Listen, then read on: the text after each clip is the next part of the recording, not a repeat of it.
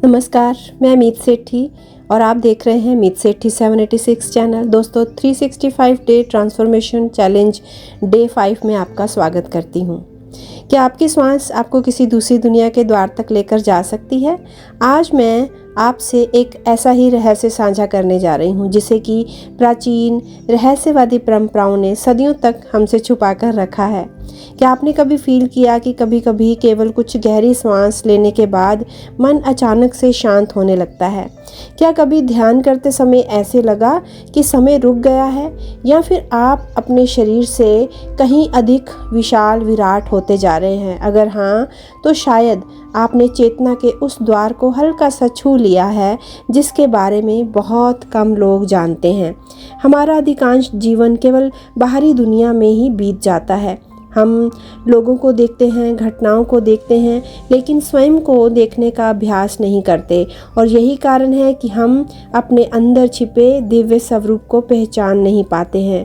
प्राचीन साधकों का मानना था कि श्वास केवल ऑक्सीजन नहीं लाती, श्वास हमारे भीतर ऊर्जा, चेतना और जीवन का एक ऐसा बहाव भी लेकर आती है।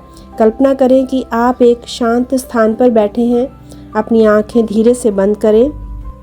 फील करें कि धीरे धीरे श्वास भीतर की ओर जा रही है और धीरे धीरे बाहर आ रही है।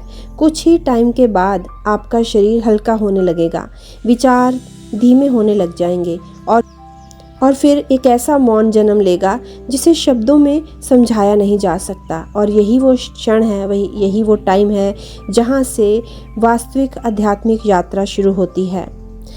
सब जानते हैं कि जब श्वास, मन और चेतना एक लय में आते हैं तो मनुष्य अपने अंदर छिपी क्षमताओं को पहचानने लगता है। उसे बाहरी प्रमाणों की आवश्यकता नहीं रहती फिर, क्योंकि उसका अनुभव ही उसका सबसे बड़ा गुरु बन जाता है। लेकिन यहाँ पर एक महत्वपूर्ण प्रश्न ये है कि यदि श्वास इतनी शक्तिशाली है तो हम सभी इस अनुभव तक क्यों नहीं पहुँच पाते? उत्तर बड़ा सरल है, क्योंकि हम श्वास लेते तो हैं लेकिन उसे जीते नहीं। हमारा मन अतीत और फ्यूचर में अटका रहता है, जबकि चेतना केवल वर्तमान क्षण में ही जागती है। आज मैं आपको एक छोटा सा अभ्यास देने जा रही हूँ। आप केवल 5 मिनट अपने साथ बैठिए। श्वासों को बदलने की कोशिश मत करिएगा, बस उसे फील कीजिए। जब श्वास अंदर जाए, मन ही मन कहिए कि मैं प्रकाश हूँ। जब श्वास बाहर आए तो कहिए कि मैं भय को छोड़ रही हूँ। इतना ही, और देखिए कि आपके अंदर किस तरह से शांति जन्म लेती है। याद रखिए, आध्यात्मिक जागरण किसी एक चमत्कार का नाम नहीं, या हजारों छोटे छोटे जागरूक क्षणों का परिणाम नहीं। ये हर सचेत श्वास, हर शांत विचार, हर क्षमा, हर प्रेम पूर्ण कर्म आपको आपके वास्तविक स्वरूप के और करीब लेकर जा रहा है। जब हमारी श्वास बदलती है तो सोच बदलती है, और जब सोच बदलती है तो पूरा जीवन बदलने लगता है। जीवन की पहली श्वास से पहली ही यात्रा शुरू हो जाती है। क्या आपने कभी सोचा कि हमारे जीवन की कहानी जन्म के बाद नहीं, बल्कि उससे पहले ही शुरू हो चुकी होती है? आज विज्ञान भी स्वीकार करता है कि गर्भ में पल रहा शिशु भी ध्वनि, तनाव, प्रेम, वातावरण से प्रभावित होता है। इसीलिए यदि माँ शांत रहती है तो उसकी शांति भी बच्चे तक पहुँचती है। यदि भय अधिक है तो उसका प्रभाव भी महसूस किया जा सकता है। इसीलिए हम हर नई पीढ़ी को बदलने का सबसे पहला स्थान माँ की चेतना को मानते हैं। सबसे बड़ा उपचार बाहर नहीं, भीतर होता है।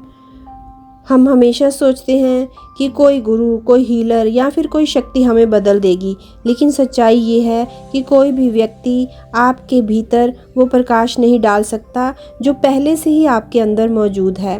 एक सच्चा मार्गदर्शक केवल दर्पण बन सकता है, वो आपको आपकी दिव्यता दिखा सकता है। सच्चा गुरु ये कभी नहीं चाहता कि शिष्य मुझ पर निर्भर रहे। वो हमेशा कहता है कि अपने भीतर जाओ, अपने अनुभवों पर भरोसा करो, अपने विवेक को जगाओ, अपने हृदय की आवाज़ को सुनो, क्योंकि अंतिम सत्य किसी पुस्तक में नहीं, आपकी चेतना में प्रकट हो रहा है। जब हम प्रेम, करुणा और जागरूकता के साथ श्वास लेना शुरू करते हैं तो केवल शरीर ही नहीं बल्कि मन का बोझ भी हल्का होने लगता है। धीरे धीरे डर, क्रोध, असुरक्षा, ये सारी चीज़ें हमारे अंदर से पिघलने लगती हैं। और यही कारण है कि आत्मचिकित्सा का माध्यम केवल हमारी श्वास ही होती है। आप प्रकाश को खोज नहीं रहे हैं, बल्कि आप केवल उन परतों को हटा रहे हैं जो आपके प्रकाश को ढके हुए हैं। हर जागरूक श्वास आपको आपके वास्तविक स्वरूप के और भी निकट लेकर जा रही है। कभी कभी हमारे मन में ये प्रश्न भी आते हैं कि क्या रिश्ते हमारे आध्यात्मिक विकास में बाधा हैं? तो मेरा मानना है कि यदि दो लोग एक दूसरे का सम्मान करते हैं, प्रेम, विश्वास और इंडिपेंडेंस के साथ आध्यात्मिक मार्ग पर चलते हैं, तो वो एक दूसरे की चेतना को ऊपर उठाते हैं।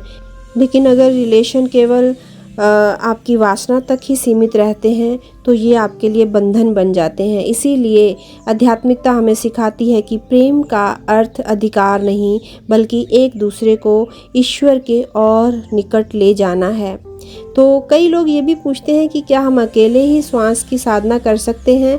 तो इसका जवाब भी मैं कहूँगी कि हाँ, लेकिन जब कभी मार्ग में रुकावट फील हो, मन आपका भ्रमित हो या फिर आपको अनुभव समझ में ना आए, तब एक अनुभवी गुरु या मार्गदर्शक की सहायता आपके लिए बहुत उपयोगी हो सकती है।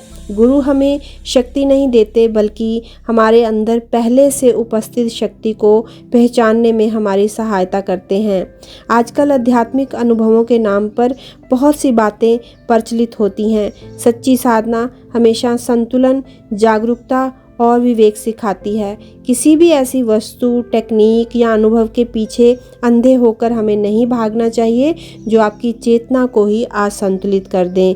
आध्यात्मिक विकास का सबसे सुरक्षित मार्ग है शुद्ध श्वास, ध्यान, सेवा, प्रेम और आत्म जागरूकता। हमें दुनिया को नहीं बदलना, लेकिन हमें अपने भीतर झांकना है। जब इंसान खुद को पहचान लेता है, तब उसे पता चलता है कि वो परिस्थितियों का दास नहीं है, बल्कि चेतना का साक्षी है। तो जब भी मन अशांत हो, आराम से बैठिए और ध्यान करिए, कम से कम 5 से 10 मिनट का।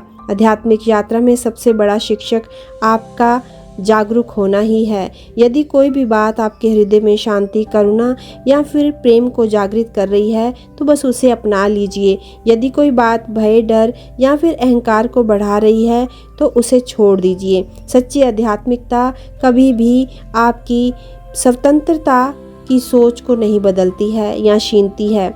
आधुनिक विज्ञान भी ये मानने लगा है कि गहरी और सजग श्वास केवल हमारे फेफड़ों तक सीमित नहीं रहती है, बल्कि वो हमारे जीवन को पूरी तरह से बदलने की शक्ति रखती है। इसीलिए श्वास को शरीर और चेतना के बीच एक ब्रिज की तरह से बनाइए। आज ही संकल्प लीजिए कि मैं स्वयं को जानूंगा, अपने अंदर के प्रकाश को जगाऊंगा और अपने जीवन को प्रेम, सत्य और जागरूकता से भरूंगा। नमस्कार। कल को फिर से मिलूंगी आपको डे 6 में एक नई सीख के साथ। धन्यवाद, बहुत बहुत शुक्रिया।